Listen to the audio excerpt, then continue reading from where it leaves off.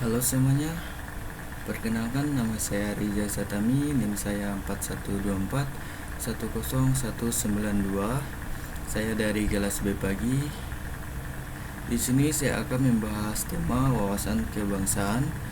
Pertama-tama dari konsep wawasan kebangsaan, pengertian wawasan kebangsaan, aspek wawasan kebangsaan.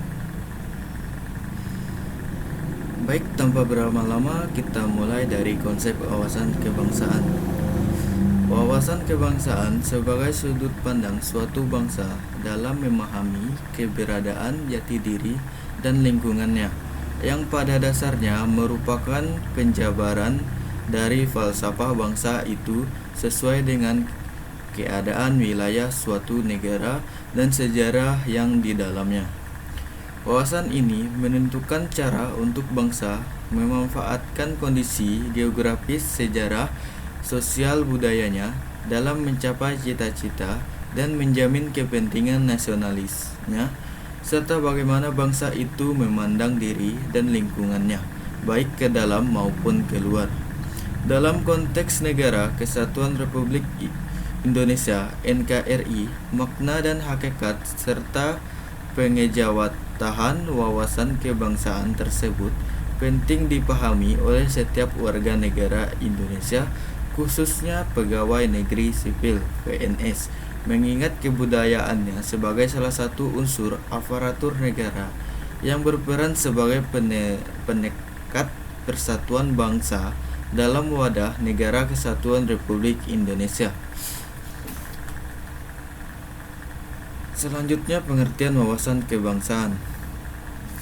Istilah wawasan kebangsaan terdiri dari dua suku kata, yaitu wawasan dan kebangsaan, serta etimologi. Menurut Kamus Besar Bahasa Indonesia 1989, istilah wawasan berarti hasil mewawas atau tinjauan, pandangan dan dapat juga berarti konsepsi cara pandang. Dalam kamus tersebut diberikan contoh wawasan Nusantara, yaitu wawasan konsepsi cara pandang dalam mencapai tujuan nasional yang mencakup perwujudan Kepulauan Nusantara sebagai satu kesatuan politik, sosial, budaya, ekonomi, dan pertahanan keamanan.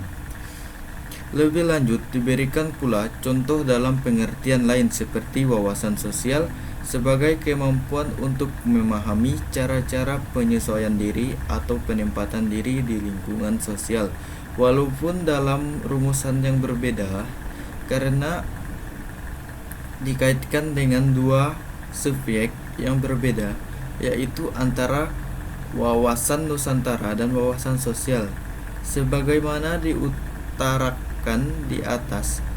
Namun dapat diambil intisarinya bahwa wawasan pada pokoknya mengandung pengertian kemampuan untuk memahami cara memandang sesuatu konsep tertentu yang refleksikan dalam perilaku tertentu sesuai dengan konsep atau pokok pikiran yang terkandung di dalamnya.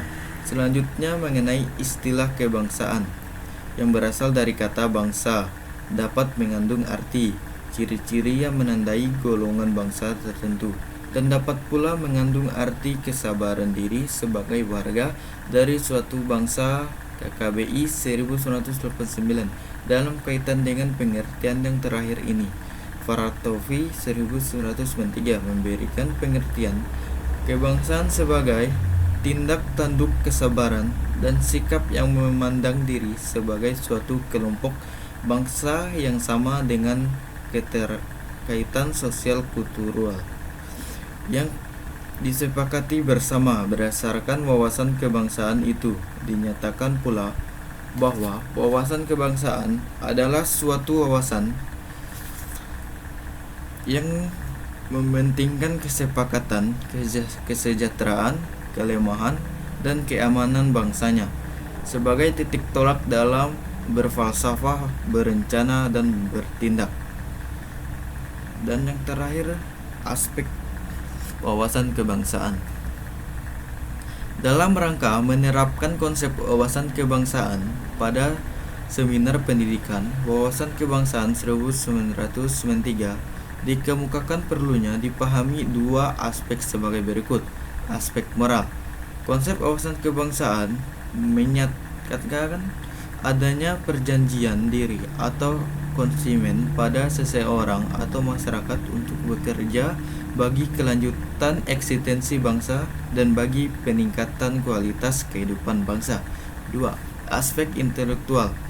Konsep wawasan kebangsaan menghendaki pengetahuan yang memandai mengenai tantangan-tantangan yang dihadapi bangsa baik saat itu maupun di masa mendatang, serta berbagai potensi yang dimiliki bangsa.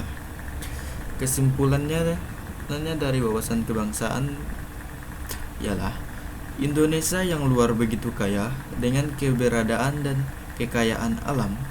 Bangsa Indonesia harus memiliki wawasan kebangsaan dan nasionalisme untuk berkontribusi kepada negara. Aparatur sipil negara harus mampu menginternalisasi nilai-nilai tersebut dalam menjalankan tugas fungsinya untuk melayani rakyat. Menurut kata Soeharto, negara Republik Indonesia ini bukan milik sesuatu golongan, bukan milik sesuatu agama, dan bukan milik suatu suku. Milik semua golongan adalah milik adat istiadat kita semua dari Sabang sampai Merauke. Sekian dari penjelasan saya ucapkan terima kasih.